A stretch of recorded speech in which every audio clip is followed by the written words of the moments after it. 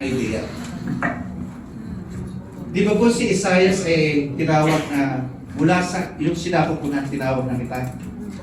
Sa Psalm 139, nasa sinapupunan ka pa lang tinawag na kita. Pwede natin sabihin absolute yun. Di ba po? Pwede natin sabihin absolute. Ibig sabihin, kung si Isaias ay ginawa ayon, ibig sabihin si Isaias, kahit ano gawin niya, ligtas siya. Kasi tinawag siya mula sa loob, panunta niya sinapupunan. Kung gagawin mo generic, ikaw'y tinawag ng Panginoon para ikaw'y maging Muslim. Ikaw'y tinawag ng Panginoon para maging atheist. Ikaw'y tinawag ng Panginoon para maging Hinduist. Ikaw'y tinawag ng Panginoon para maging Iglesia ni Cristo. Kaya predestined ka na sa hell.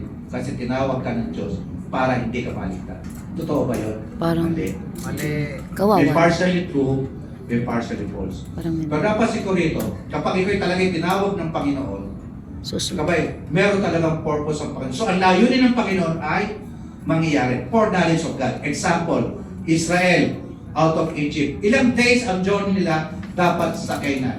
Bilis lang. 11 days. Naging Pero 40. inabot ng 40 years. Tagal. So, may foreknowledge sa Diyos na sila'y mapupunta sa Canaan. Kaya lang na-delay kasi matitigas sa pulo. Sino lamang ang naligtas? Yun lang mga younger generation. Joshua. At si Diyos wala.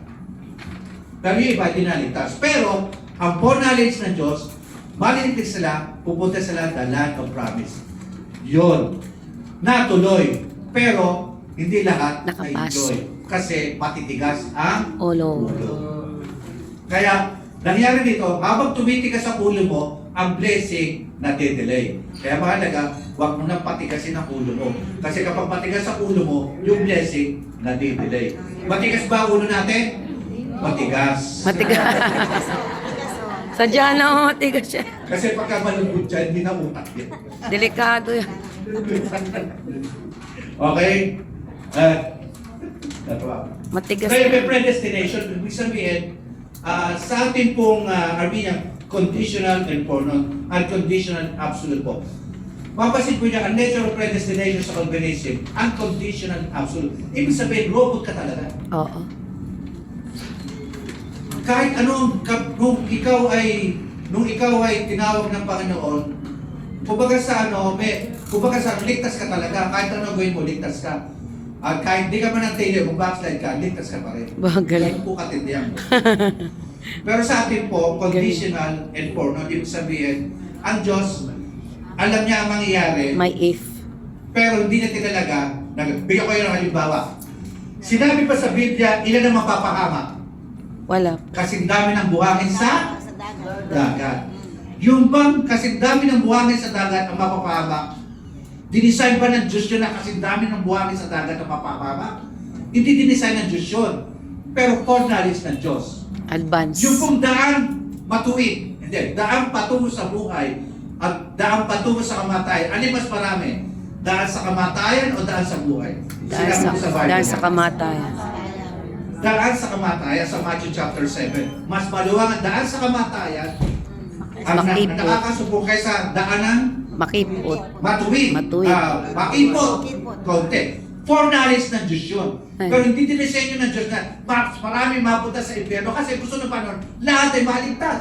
Di ba 2 Timothy? At doon naman sa kung remnant ng Israel kasi dami rin sa buhangin sa dagat, foreknowledge ng Diyos yun at hindi rin gusto ng Panginoon yun. Ang gusto ng maraming hindi maligtas, diablo lang talaga yun. Diablo lang talaga. Kaya basis of election, God's sovereign will alone. Ibig sabihin, kung ikaw man yung pinili ng Diyos, ay sovereign will ng Panginoon. May katotohanan din yun. Kilala niyo po si Esther Yes. sa Old Testament, si Mordecai. Yes. Ano sabi ni Mordecai sa kanya? Magpakilala ka na, mag-stand ka. Kung hindi, mamamatay ka. Ito na ang panahon mo. Kung hindi mo gagawin yan, ibang tao papalit sa'yo. Bakit yung full term na yan? Foreknowledge ng Diyos. Advance. Nagliligtas ang bansang Israel. Ilalagay ka doon. Pero kung hindi ka papagamit, iba ang gagamitin. Pero matutuloy pa rin ang pagliligtas ng Panginoon. Kaya lang, mamamatay ka. Nakuha niyo po yung point kay Esther. Amen. Ibig sabihin, ang pinipili ng Diyos, may pagpili ang Diyos para magampanan ang foreknowledge niya, yung plano niya. Kasi ang plano ng Diyos, hindi mababali. Kaya lang, tanong, kung pagagamit ka. Susunod. Kung hindi ka pagagamit, Wala. ang Diyos ay pipili ng iba para gamitin. Amen. Kung ayaw mo paggamit. Grabe. Ibig sabihin, may pagpapasya ka. Grabe, Lord. Kaya sabi ni Lord kasi, magpagamit ka. Pagkakataon mo na, reyna ka. Papatay ng mga Hudyo. Kapag hindi ka pa iba ang ilalagay dyan. Ano sabi niya, pag-pray niyo ako, kung ako'y mamatay, kung ako'y mabuhay mo. Mabuhay. So, nanindigan siya, nabuhay, dahil ka sa Israel. Amen. Lahat ng umusa sa Israel, pinagpapatay. Di ba? Ni Haring David. So, yun po yung point ko. So, meron pong sovereign at may foreknowledge ang Panginoon. God's foreknowledge of faith, a bandage of sin not free towards God. Ibig sabihin, yung foreknowledge of faith, yung merong alam ng Diyos na may foreknowledge ko ilan ang mananampalataya. Pero hindi naman sinasabing absolute kumbaga sa wala hindi naman free kumbaga sa not free, ibig sabihin lahat ay galing talaga sa Diyos. Pero dito naman sa enabled by prevenient grace, ibig sabihin nandiyan ang grace ng Panginoon. Ang grace ng Panginoon ay dinadala sa lahat ng tao. Regardless of pure religion, regardless of pure belief, ang Diyos ay laging May habag. nagbibigay ng biyaya. Kaya ang grace dyan, irresistible. Sa Calvinism, irresistible. Ibig sabihin ng irresistible, that is something na hindi mo pwedeng takasan, hindi mo pwedeng iwasan. Irresistible yun. Totoo naman na grace is permanent and forever. Pero para i-apply mo sa sarili mo na lahat na lang ay grace of God. Kahit nagkakasala ang grace of God. Kahit mabuhay ka sa grace of God pa rin. Mali na yun. Ang grace is irresistible. Pwede mo siyang piliin at pwede mo siyang tanggapin at pwede mo rin siyang baliwalain. Tama. Si Jesus na andyan, biyaya ng Diyos yan. Pwede mo siyang iwanan, pwede mo siyang pagtaksilan at pwede kang magbakay. That's grace. Ngayon, who initiates? Kapag daw ang salvation mo, ang Diyos daw, absolute ang nag-initiate. Dito naman, God initiates, pero nag-use human response naman. Nag-respond naman ang tao doon sa biyaya. Kaya doon sa grace, doon sinabi sa kanyo kanina sa Romans chapter 6, mamumuhay pa kayo ng patuloy sa kasalanan upang inyong biyaya laluban sumagana?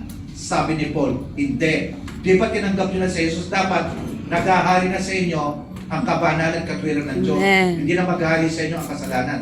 Di ba sa Galatians chapter 5, kung kayo na kay Kristo, hindi na kayo alipin ng kautusan. Amen. Alipin na kayo ng biyaya. Ibig Amen. sabihin, malaya na kayo.